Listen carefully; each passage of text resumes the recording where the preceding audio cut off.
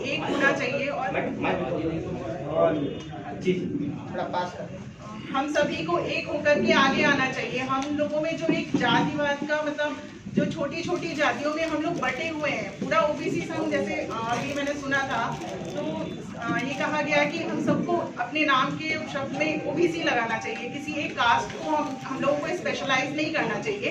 तो हमें लगता है कि ये बहुत अच्छा सजेशन है और हम सभी को इसको फॉलो करना चाहिए, क्योंकि जो हम लोग 50 से 55% आबादी ओबीसी की है और हम ही लोग सबसे पिछड़े हुए हैं, तो ये बहुत ही गलत चीज है। हम लोगों को आगे आना चाहिए। जो सवर्ण जो इस टाइप की जो राजनीति चल रही है, हम लोगों को इतना पीछे घसीटा जा रहा है, जानबूझकर घसीटा जा रहा है। अभी मेरे ही प्रकरण में इतना सब कुछ हुआ, तब मुझे पता चला कि सच में ऐसी चीजें होती हैं। पहले मुझे लगता था कि नहीं, शायद ये सब बस कहने की बातें हैं कि ओबीसी को इतना पीछे किया जा रहा है, उन्हें आगे नहीं बढ़ने दिया जा रहा है। शायद नहीं पता था, स्कूल में ये सब चीजें होती थी, कॉलेज में भी हुआ, लेकिन इतना नहीं पता था। अभी जब रिसेंटली मेरे साथ ऐसा हुआ कि मेरे हॉस्पिटल को बंद कर दिया गया और बिल्कुल ये टिप्पणी की गई कि ये तो पिछड़ा वर्ग है, यादव है, इसलिए हम लोग हमारी अभी सरकार है, हम लोग इनका ये कर लेंगे वो कर लेंगे। तब हमें पता चला कि जो सवर्ण है, जो एक मतलब जो भी एक कास्ट है, वो पूरे एकजुट है और हम लोगों में इतना डिवीजन हो रखा है। क्यों हो रखा है नहीं पता। जो भी छोटी छोटी गलतफहमियां है, जो कुछ भी हम लोगों को भर दिया जाता है, जो हम लोगों को इतना ज्यादा माइंड कर लेते हैं हम लोग, तो ये सब नहीं होना चाहिए। हम सबको आगे बढ़कर आना चाहिए, एक दूसरे को आगे बढ़ाना चाहिए, इसी में हम सबकी भलाई है। आगे बढ़ करके तभी हम लोग अपना काम कर पाएंगे और एक समाज में एकजुट होकर के रह पाएंगे। नहीं तो फिर हम लोगों के साथ हमेशा ही ऐसा होता रहेगा। धन्यवाद। आज ओबीसी संघ में समस्त भाइयों का हार्दिक स्वागत, वंदन, अभिनंदन करते हुए आज बहुत ही हर्ष का विषय है कि आज हम लोग एक छत के नीचे एकत्र हुए हैं। पूर्व वक्ताओं ने बहुत कुछ बताया है। भाइयों, वास्तव में जब तक हम लोग शिक्षित नहीं होंगे, संगठित नहीं होंगे और संघर्ष नहीं करेंगे, तब तक हम लोगों को कुछ प्राप्त होने वाला नहीं है।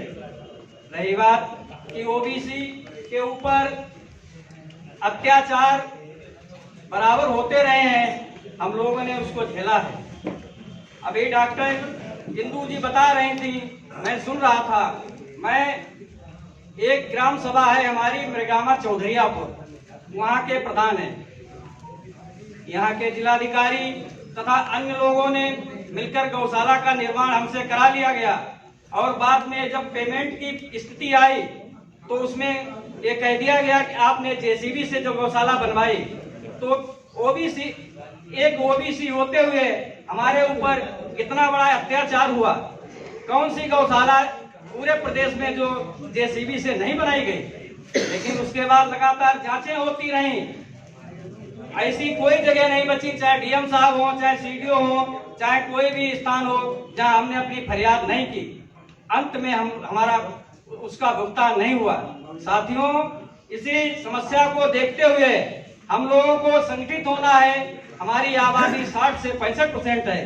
हम लोग जो चाहेंगे, जिसको चाहेंगे उसी को नेता बनाएंगे और हम लोग बराबर नेता बनाते चले आ रहे हैं। लेकिन हम लोग आज फिरकों में बटे हुए हैं, आज हम लोग जातियों में बटे हैं, हम लोगों को जातियों में बांट दिया गया है। वास्तव में हम लोग संगठित नहीं हैं। हम लोग को सोचना है आने वाले पंचायत चुनाव में ओबीसी संघ के नीचे हम लोगों को एक ही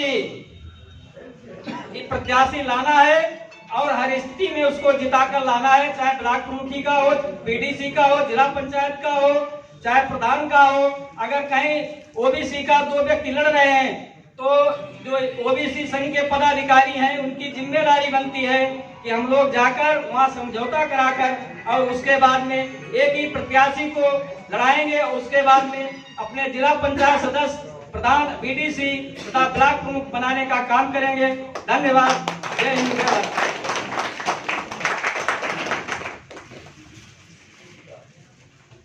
सबसे पहले नारा लगाएंगे हमारे साथ, भारत माता की जय, भारत माता की जय, भारत माता की जय।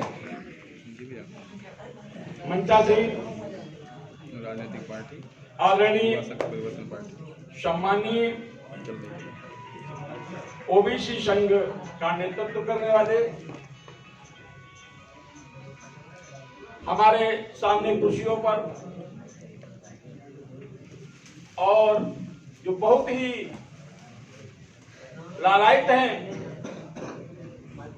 यहाँ की बातों को सुनने के लिए मैं सभी को एक साथ नमन करता हूं। साथियों, भारत माता की मैंने ये बोली क्यों? हम लोग यहाँ पर सभी पिछड़ी जाति के लोग ऐसा सोच कर आए। साथियों, याद रखिए, इतिहास फिर पढ़ना होगा, हम कभी पिछड़े नहीं थे। चक्रवर्ती सम्राट, भारत का पहला चक्रवर्ती सम्राट बना है महापद्मनंद, वो हमारी इसी जाति से। आगे मौर्य वंश हुआ, नंद वंश हुआ, बौद्ध वंश हुआ, जितने भी वंश आप पढ़ेंगे, जितने भी राजा मिलेंगे, जो हमारे 4 वर्ण बांटा गया है, जो चतुर्थ वर्ण था, उसी में ये सब राजा है। लेकिन साथियों, कुछ विदर्शक संस्कारियों ने ऐसा हम आपको जातियों में तोड़ा, सभी जानते हैं। आज से 20 साल पहले एक जाति के लोगों ने कुटेशन गढ़े थे। एक जाति कहते थे इनका मुख देख लोगे दिन खराब हो जाएगा। वो हमारे अंदर घर भर गया था, षड्यंत्र किसी और का। लेकिन हम भी जब घर से निकलते स्कूल के लिए, अगर उस जाति का व्यक्ति मिल जाता कि जाति खराब। कई कुटेशन ऐसे थे मशहूर, यहाँ बोलने में कोई दिक्कत नहीं। उन्होंने षड्यंत्र करके लिखा था आहिर गडरिया गद्दी, ये तीनों जाति इस षड्यंत्र के तहत हमें तोड़ा गया। और जहां चक्रवर्ती सम्राट हमारे वर्ग का रहा, आज हम पिछड़ गए। हम सबसे आगे थे, राजा थे, राजा की संतानें सभी बैठी हुई। लेकिन चलते चलते षड्यंत्र के तहत हम पिछड़ते गए। और आज जो भारत माता की जमीन सारी हमारा जिस पर अधिकार था, आज एक इंच पाने के लिए हम संघर्ष करने को यहाँ पर तैयार हुए। साथियों, ठीक समय पर हम भी आपने सोच लिया। 4 वर्ण की बात आती है, हम चतुर्थ वर्ण में हैं, लेकिन उसमें भी हमको तोड़ा गया। ये लुटिया वाले हैं, ये बिना लुटिया वाले हैं। हम और कमजोर होते गए। इस जाति का मुंह देखने वाला नहीं, इनका पानी पीने वाला नहीं। आज चेतना हमारे समाज में आई है, बड़े गौरव हर्ष की बात है। और मुझे लगता है ये चेतना बनी रहेगी, गौरव हमारा फिर पुनः वापस आ जाएगा। मेले में एक झूला लगता है, देखा होगा आपने। झूले पर बच्चा जाता है, पहले नीचे पायदान में बैठता है, झूला उठता है, उठते उठते एक दिन सबसे ऊंचे पहुंच जाता है, और याद रखिए फिर वो नीचे आ जाता है। एक क्रम समाज में चलता रहता है। ये राजाओं की संतानों, याद रखो, आज हम झूले की निचली पायदान पर हैं, समय हमारा आ गया है, फिर हम ऊंचे स्थान पर होंगे। अगर यही भावना सच्चे मन से लेकर के आए हैं आप यहाँ पर, और इस चुनाव में अगर इसे आपने लागू किया, तो निश्चित से हमारा गौरव पुनः वापस आ सकता है। जय हिंद, जय भारत। अपना शैक्षिक, सामाजिक और राजनीतिक विकास करना होगा, और विकास तभी संभव होगा जब हम एकजुट होंगे। संघे शक्ति कलयुग। शिक्षित बनो, संगठित रहो, संघर्ष करो। जब तक हम अपने अपने दायित्वों का सम्यक निर्वहन नहीं करेंगे,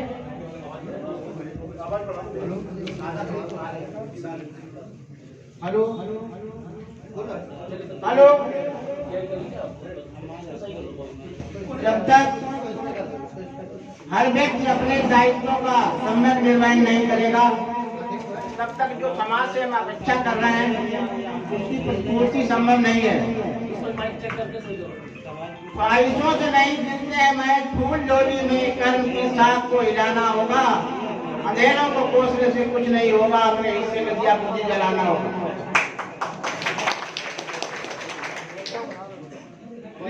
रूप से जिसका जो दायित्व है, अगर किसान है हमारे परिवार का कोई बंदा, कोई व्यक्ति, तो अपना खेती में मेहनत करे।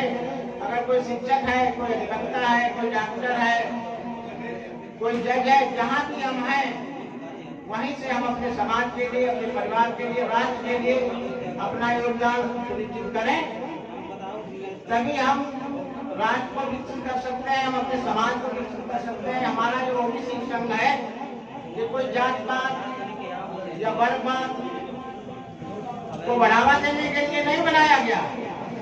हम जब देश की 54%, 50% से भी अधिक आबादी अगर सक्षम होगी तो निश्चित रूप से हमारा राष्ट्र भी सक्षम और समुन्नतशील होगा। अभी आदरणीय श्री हरबंस सिंह जी 89 जी, तो हमारा आपसे काफी नजदीकी व्यवहार रहा है और हमारे रिश्तेदार भी आपके साथ 89 में 91 में जनता दल से चुनाव लड़े थे। आदरणीय श्री राम सिंह यादव, वो हमारे करीब फादर-इन-लॉ हैं। तो निश्चित रूप से हमने भी संगठन में रहते हुए, सरकारी सेवा में रहते हुए अपने समाज के हमारा जो नजरिया था, समर्पण भाव था, तो राजनीति में अप्रत्यक्ष रूप से तो हमारा भी लगाव उस समय भी था और अब तो प्रत्यक्ष रूप से है। लोगों समाज का किस तरह से विकास हो, किस तरह से अभिवृद्धि। या वो हमको मारेंगे तो आप हमारा नंबर नोट कर लें, जौन मुकदमा लगवा दे तुम्हारे ऊपर। हरदोई में सबसे बड़े जो नेता है ना, वो भी मुकदमा तुम्हारे ऊपर नहीं लगवा पाएंगे। मैं आप लोगों में जो है जिम्मेदारी लेता हूँ।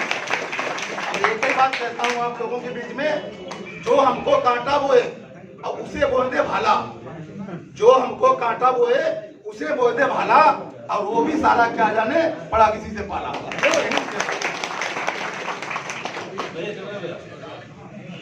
बहुत बहुत धन्यवाद आदरणीय रामोत्तार पाल जी। साथियों, जो बंधु हमारे बीच आए हुए हैं उनको भी सादर प्रणाम करता हूँ। दोस्तों, आज वो समय आ गया है कि हम लोगों को एकजुट होना ही पड़ेगा।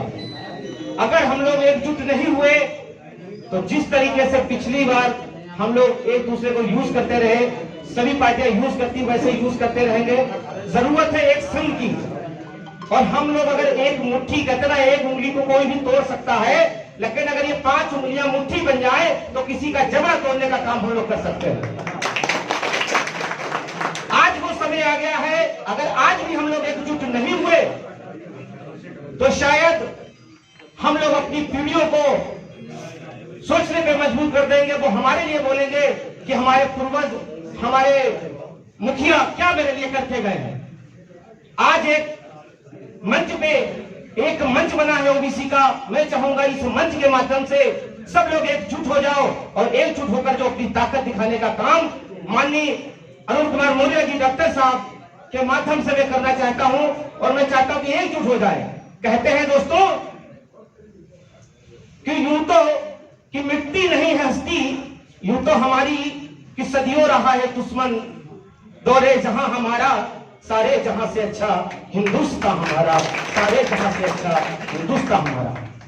अब जो कार्य करना है वो कार्य सिर्फ एक करना है कि वो हमारी जो संख्या है 55 से 60% होते हुए भी हम लोगों को कोई भी हमारे हक की लड़ाई, एक छोटी छोटी हक की लड़ाई लड़नी पड़ती है, हमारे बच्चों को लड़नी पड़ती है। कहीं एडमिशन नहीं मिलता है तो कहीं क्यों कुछ नहीं मिलता है। क्यों नहीं मिलता है? क्या हम लोग उस लायक नहीं है? अगर लायक नहीं है, क्यों नहीं लायक है? मुझे अपनी हक की लड़ाई लड़ने के लिए आज हमें एकजुट होना पड़ेगा। और मैं बहुत बहुत धन्यवाद देना चाहता हूं सभी को कि आज एक छत के नीचे सभी लोग आए हैं। और जैसे विशाल जी ने हमारी एक बात कही थी, बहुत अच्छी कही कि नाम के पीछे ही ओबीसी लगा दो, कोई जाते नहीं है, सिर्फ ओबीसी, सिर्फ ओबीसी।